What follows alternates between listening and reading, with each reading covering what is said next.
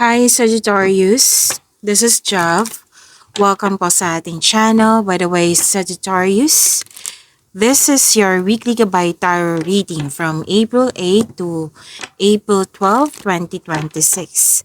Gamitin ang reading na ito bilang gabay lamang. Tandaan, Sagittarius, ito po ay general reading.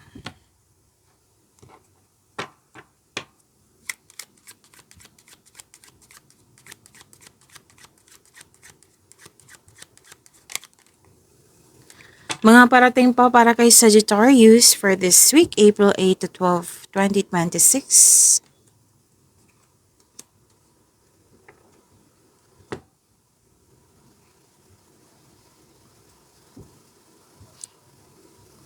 Sagittarius, may nakita ko ditong loss of connection sa isang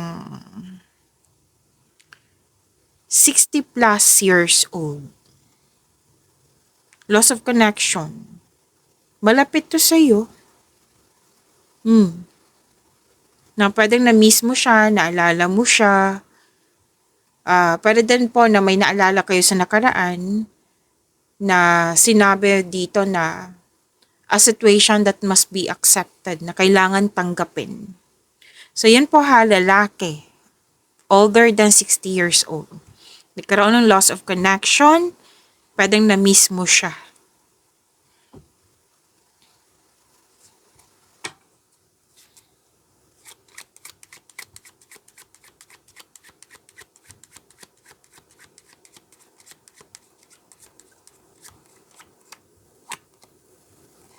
May young woman po dito, young unmarried woman po, na malaking kanyang influence ngayong week niya ito. Pwedeng ikaw to, na malaki ang influence mo sa kapwa mo, pwedeng siya, na malaki ang influence sa iyo. Okay? At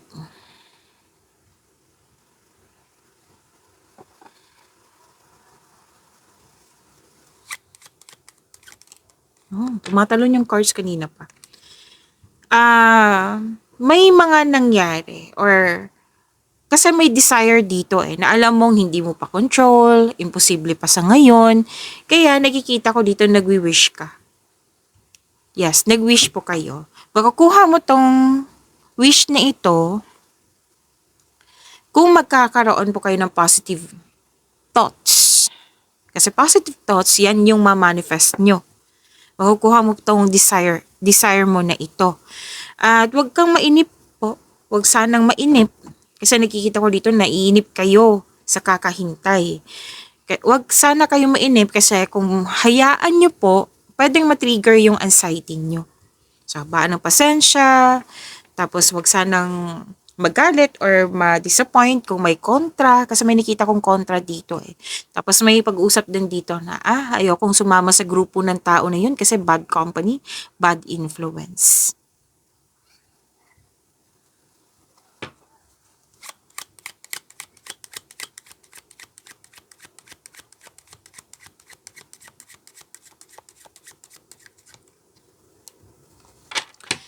At may man in uniform dito. So maraming man in uniform, security guard, soldier, policeman, doctor, nurse, kung ano man yung mga naka-uniform niyan, teacher, pwede din, na nag-usap po kayo. Yes, nag-usap po kayo. May professional dealings, pwede din nagsabi siya sa iyo ng balita, pwede din po sinabihan ka, kailangan sumunod mo sa house rules. Kumbaga naging stricto or nagkaroon ng restriction. Pero then na-provoke ka nito kasi you are preparing to do battle over an issue. Opo. Tapos, pwede din po na may pag-uusap tungkol sa war or pwede din na ikaw nasa war zone or pwede din yung taong malapit sa'yo nasa war zone. Yan, na pwedeng nag-alala ka or pinag-usapan nga.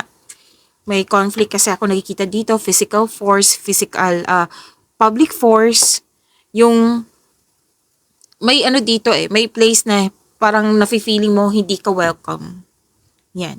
Tapos may malalaman din kayong sekreto. At may mensahe po ang mga may mensahe po yung cord, lalo na sa mga single dito na babae, Sagittarius, na Mag-ingat po kayo sa man in uniform. Oh. Medyo sensitive to ha. Baka may man in uniform ako. Bakit nag-iingat sila sa akin? Klaro ko lang. Man in uniform, general reading kasi to. Huwag niyong kunin kung hindi kayo naka-resonate. Ibigay niyo po sa iba. Kung naka-resonate kayo, then kunin niyo. Comment now. Okay? General reading po ito ha. So, hindi lahat matatamaan nito. So, may man in uniform dito na pinapakita niya sa'yo na love ka niya, pero may plano siyang iwan ka. Playboy po ang taong ito, sabi ng yung card. Pwedeng parating pa ito or nasa harap mo na. Okay? Pero nasa iyo naman yung desisyon eh. Okay? Kasi buhay niyo po iyan. Kailangan niyo lang mag-ingat po. At,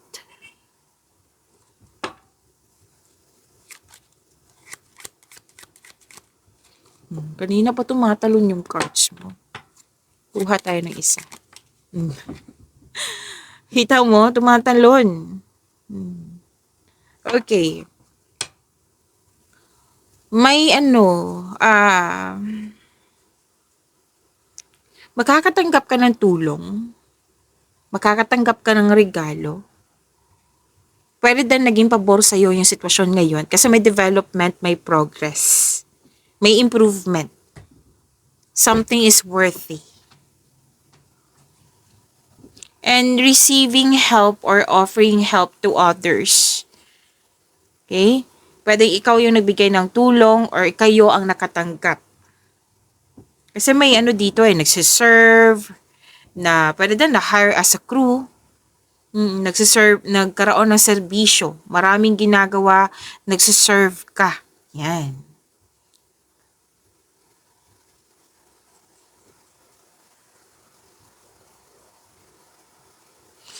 At sabi din dito, pwedeng tumatanggap ka sa isang room.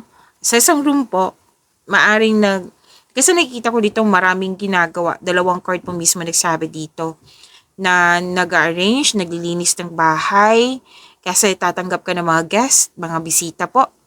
Pwede din na may binigay na new role sa'yo na effective ka, naging strength mo ito.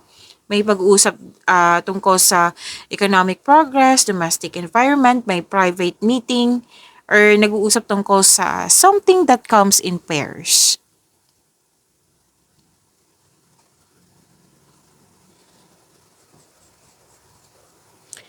So, kausap mo yung kaibigan mo, nagbigay ito yung kausap mo siya, very comfortable ka. Nagkakamustahan kayo lalo na sa past. Oo, tapos sinabi mo dito na may natutunan ka sa nakaraan. Yan, makakatanggap din kayo ng positive news. Kuha tayo ng angel number para sa iyo, Sagittarius, for this week, April 8 to 12, 2026.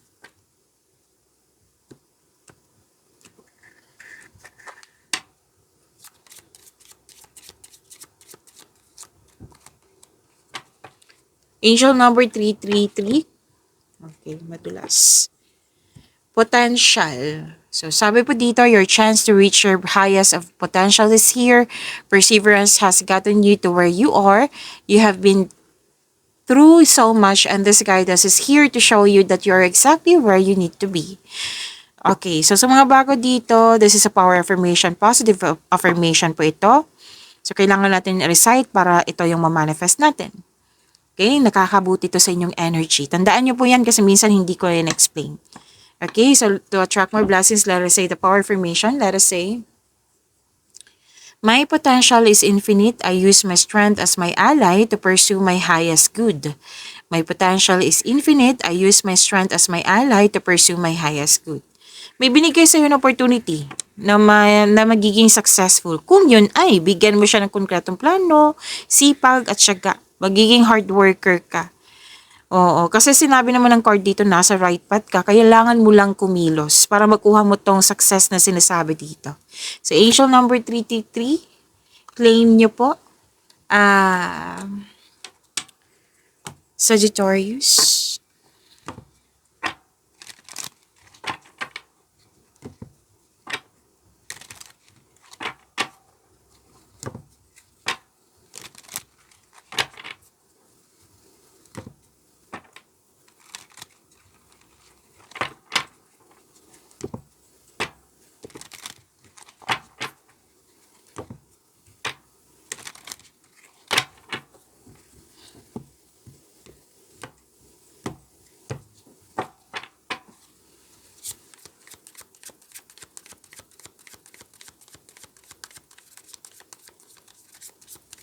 Energy for this week, April 8 to 12, 2026 para kay Sagittarius.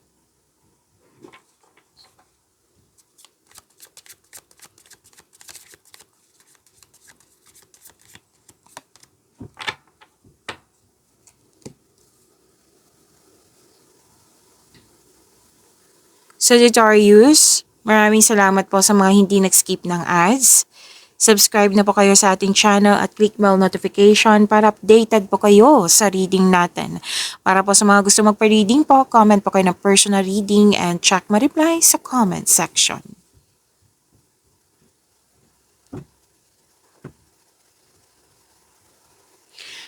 Nagkaroon ng pagkakaisa. You're making memories. May naplano nga dito may outing, may ganap na reunion. May nakita rin ako dito nag-spend time sa inner child, sa mga bata, sa anak mo, sa bata na paborito mo. Oo. Alam niyo ba, sa pag-spend time sa kanila, sa mother figure, sa mother mo, sa mga bata, sa inner child mo, mare-refresh yung energy mo. Like magiging maganda yung flow ng energy mo. Magiging positive. Okay? So, may marinig kayong ingay kasi bakasyon na po. So, pasensya na. Mag-focus kayo sa reading para may makuha kayong gabay.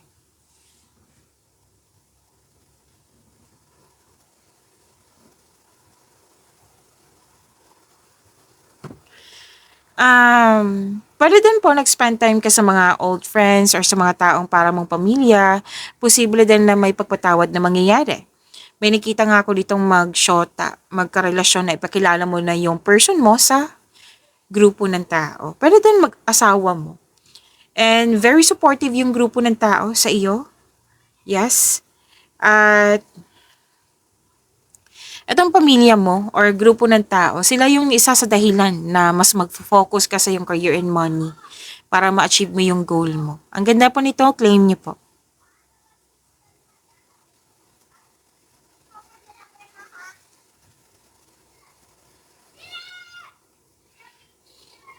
Okay, success and enjoyment, claim niyo po.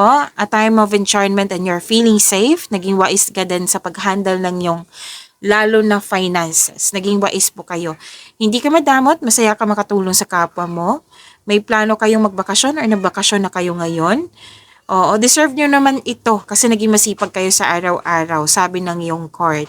May promotion po, pagtaas ng kita, sweldo, allowance, or ng iyong posisyon. And this is your lucky week, sabi ng iyong card. Lahat ng tinanim mo nagbo-bloom, so this is harvest time. Claim po, deserve nyo po ito.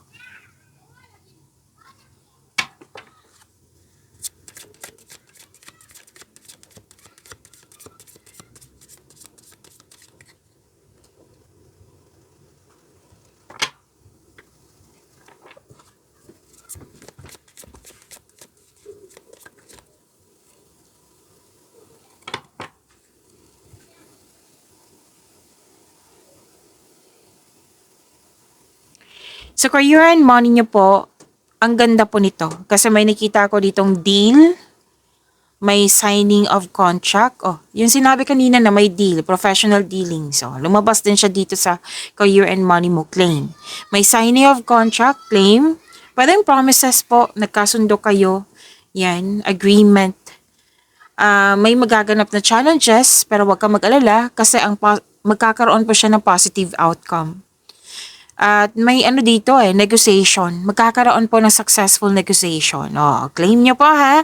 Ang ilan sa inyo may job interview, yes, magiging successful po ito.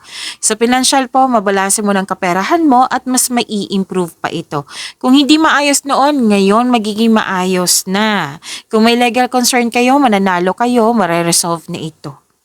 Okay? Kumbaga, pabor sa iyo ngayong week na ito. Claim Sagittarius.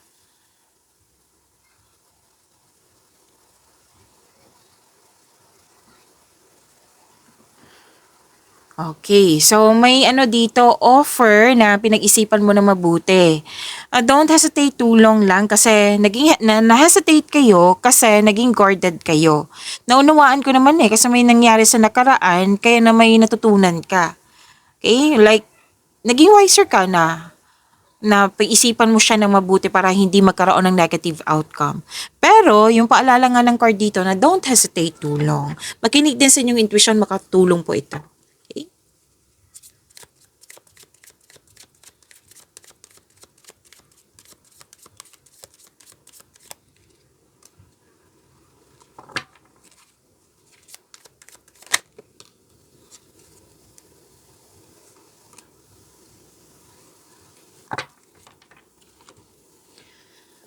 Sagittarius, huwag niyong kalimutan na mag-subscribe sa channel natin at i-click yung bell notification para updated po kayo sa reading natin. At huwag niyong kalimutan na panoorin niyo po yung mga videos. Mga videos niyo po tungkol sa inyong April 2026. And, kung hindi niyo mahanap, andito lang po sa channel natin. Panoorin niyo po.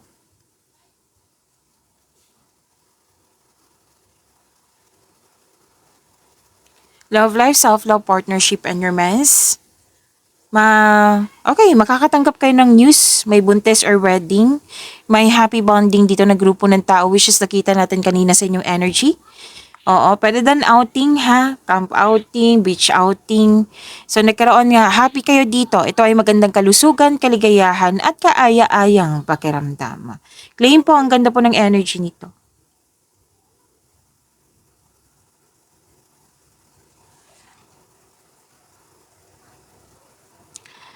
Okay, so this is Destiny card. Ang ganda po nito, good news to sa mga single. Parating na po or nasa harap mo na yung para sa'yo, naka-destiny sa'yo. Sa mga relasyon, yes, nakikita ko dito masaya. Dalawang card po mismo nagsabi dito na masaya, mahal na mahal niyo ang isa't isa. At very supportive kayo sa mga ginagawa o plano niyo sa buhay. May malaking influence ang isang babae po na pwedeng single parent po siya. Malaki ang kanyang influence sa iyo ngayon. Pwedeng ikaw to or pwedeng siya. Pagyamanin niyo po yung blessings sa binigay sa inyo. Sagittarius, see you tomorrow. Maraming salamat po.